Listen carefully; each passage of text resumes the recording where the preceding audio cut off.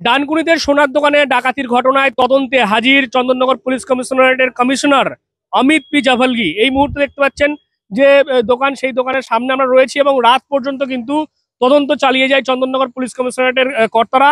আমরা দেখতে পাই আজকে 3:30 নাগাদ কিন্তু এই দোকানে আচমকায় 5 জন দুষ্কৃতী তারা ঢোকে এবং ঢুকে গিয়ে সেখানে তারা দুষ্কৃতী তাণ্ডব চালায় এবং ভিতরে গিয়ে দোকানের যে মালিক রয়েছেন তাকে আগ্নেয়াস্ত্রের বাট দিয়ে, অর্থাৎ বন্দুকের বাট দিয়ে মাথায় মেরে একেবারে জখম করে দেয় এবং তারপর তার হাত বেঁধে দিয়ে আরো বেশ কয়েকজন ক্রেতা ছিলেন তাদেরও যেমনটা আমরা জানতে পারছি মারধর করে তাদেরকে একটি ঘরে ঢুকিয়ে দেওয়া হয় এবং তাদের কাছ থেকেও তারা যে কিনতে এসেছিল গহনাগাটি সেগুলোও তাদের কাছ থেকে কেড়ে নেওয়া হয়, এমনটাই কিন্তু আমরা জানতে পারছি।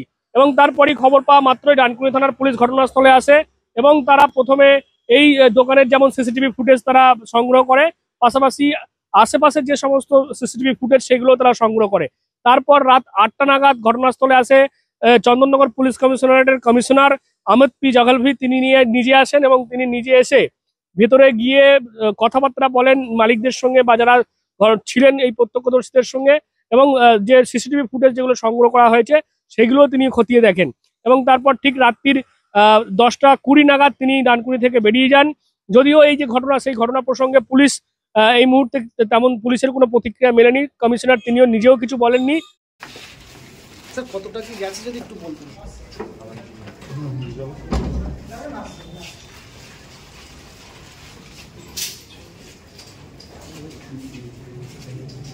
তবে যেমনটা আমরা দেখতে পাচ্ছি পুলিশের তৎপরতা লক্ষ্য করা যাচ্ছে, বিভিন্ন জায়গাতেই যেমনটা জানা যাচ্ছে নাকা চেকিং শুরু হয়েছে এবং কে বা কারা এই ঘটনা ঘটালো সেটা কিন্তু এখনো জানা যাচ্ছে না। তবে প্রাথমিকভাবে মনে করা হচ্ছে যে বহিরাগতই কেউ হবে এবং তারা রেকি করে রীতিমতো আজকের দিনটিকে তারা বেছে নিয়েছে, কারণ রবিবার এই যে টিএন মুখার্জি রোড একটা জনবহুল এলাকা, এই সেখানে একেবারে হাউজিং মোড়ের কাছেই এই যে সোনার দোকান, সেখানে তারা যেভাবে চুরি করলো একেবারে দিনে দুপুরে আগ্নেয়াস্ত্র দেখিয়ে, সেটা কিন্তু যথেষ্টই আগে থাকতে রেকি না করলে এটা কিন্তু করা যায় না, এমনটাই কিন্তু মনে করছেন অনেকেই যারা এখানে দোকান ব্যবসায়ী রয়েছেন। তারাও এই ঘটনার পর থেকে যথেষ্ট আতঙ্কিত।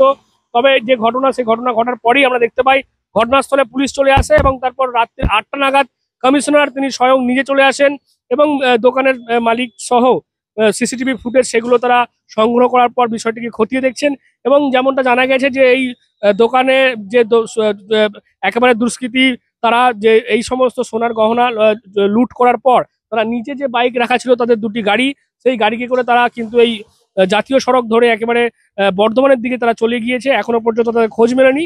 তবে বিভিন্ন জায়গায় নাকা তল্লাশির পাশাপাশি সিসিটিভি ফুটেজ দেখে কিন্তু তদন্ত এগিয়ে নিয়ে যাচ্ছে চন্দননগর পুলিশ কমিশনারেটের আধিকারিকরা। কি বলবেন আপনারা এই ঘটনার সম্পর্কে অবশ্যই কমেন্ট করুন কমেন্ট বক্সে।